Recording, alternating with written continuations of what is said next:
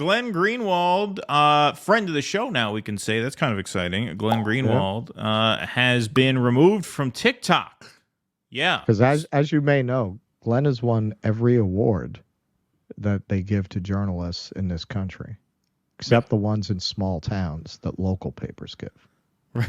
Yeah, exactly. Every major award, as he will say. Every major award. In this monologue. But it's a good point, because he was just removed from TikTok for probably the most ridiculous reason you can ban a guy like Glenn Greenwald for. So let's take a look at this. This week, our social media manager went to access TikTok to post, and she got this notice. Your account was permanently banned due to multiple violations of our community guidelines. Permanently banned. Our account was permanently banned, our system update account. The only thing we use this account for is to post clips of this show. When we appealed it or asked for some kind of explanation, they sent us this email. Thank you for contacting TikTok. We understand how important your account is to you. After further review, your account will remain permanently banned due to a violation of our integrity and authenticity policy. Please note that our community guidelines apply to both public and private videos, and that was it. We could not get any kind of an answer on why it is that our account is banned, but we know that it's permanently banned. We can't get an answer why. I hope this forever debunks this notion that the people controlling the censorship decisions of TikTok are the Chinese Communist Party. They have turned over, TikTok has, these decisions to the U.S. security state, just like the U.S. security state influences and controls the censorship decisions of Facebook and Google, and in the pre-Musk era of Twitter.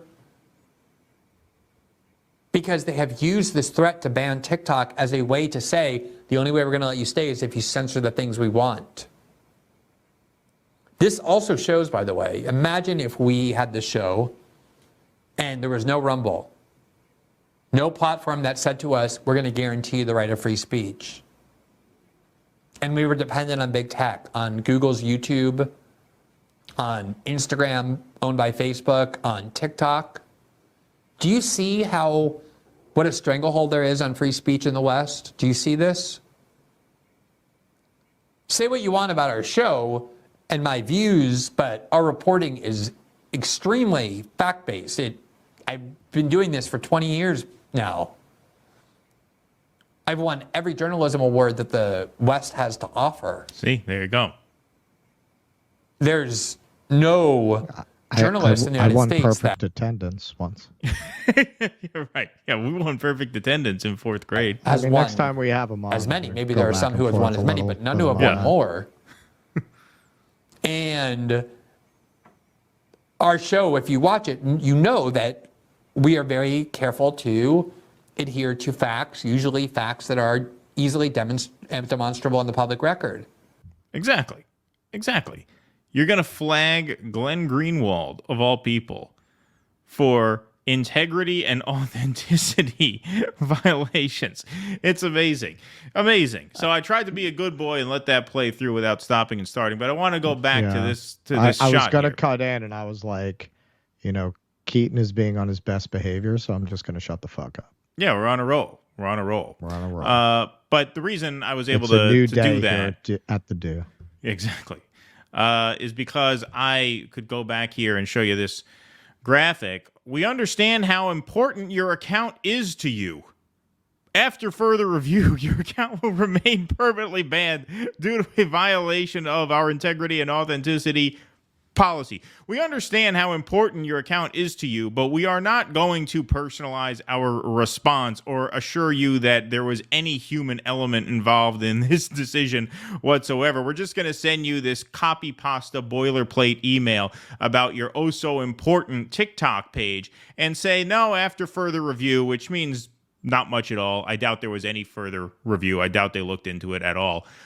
Your account will remain permanently banned. I won't get into this whole story because I've told it before, but part of the reason this does not surprise me, and perhaps it was a little more surprising to Mr. Greenwald, is because, to my knowledge, he was never an Uber driver, but I was.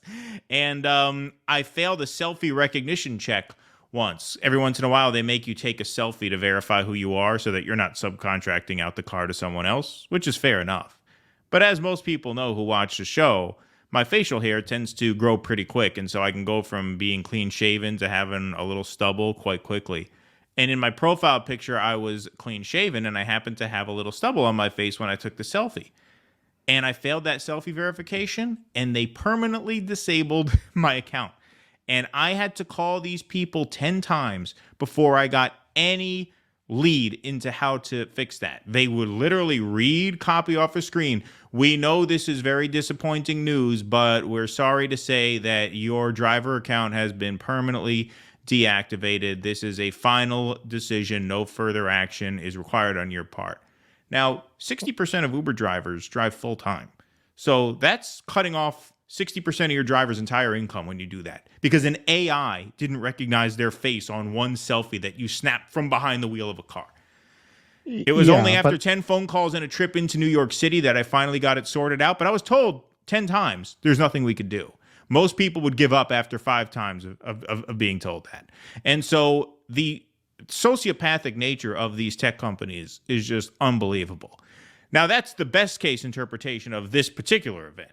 He's saying this was politically motivated, and I can't help but think that it is, because integrity and authenticity policy for that show, I mean, that is I happen to like that show a lot, but it's a pretty wonky show, as Greenwald himself says. Like, we read newspaper articles for like New York Times pieces, and he tries to do what we try to do, which is we try to feature a lot of mainstream publications just so that we can't be accused of cherry picking some biased source, right? It's okay, papers of record, New York Times, Washington Post, TV networks like ABC, CBS, not because they're the most reputable, but because we know that if we can use that information to make our case is an airtight case. Nobody can come at us and say, whoa, where'd you find that at HillaryClintonSucksBalls.biz? Oh, what kind of news site is that? You know what I mean? So he probably feels the same way. I can't speak for that one him. Actually has a pretty high rating on NewsGuard. Yeah, exactly. That one's look, actually man, not bad. I can tell this Uber story still causes you a lot of pain, and you really have to look at it like one door closes, another one opens. If that hadn't happened, would you have ever discovered the joy of driving people's food around? Yeah, so, right, exactly. You have to look at it that way. That you got to deliver pizzas. Well, it didn't exactly close. I mean, I was able to get it worked out, but I understand your point. I know. You see my point. But my point. You're at a higher end of the business where a guy who doesn't particularly like people like you can thrive more easily. Oh, yeah. Right? Well, it's much better. I mean, doing food was a million times better. You don't have any customers. You have no passengers. I think once I figure out how to stick the landing on this article, I might just send it to you and be like, Keaton, write the fucking last paragraph on this thing. I can't figure it out. My next thing actually, funny that this is coming up now. When I look at TikTok, and this is what made it click for me. I don't know who it was. Somebody did a piece about TikTok and they laid out the financials on TikTok. Like, we never got serious about trying to promote ourselves there. So no, like we messed around with it a little bit and then just abandoned it. So we never really delved into it. But okay, once I heard the numbers, it really clicked for me. This is like Squid Games.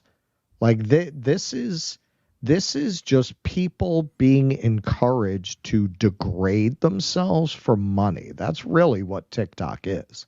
So you look at these people who, downstream of TikTok make a living commenting on TikTok, and you watch these videos.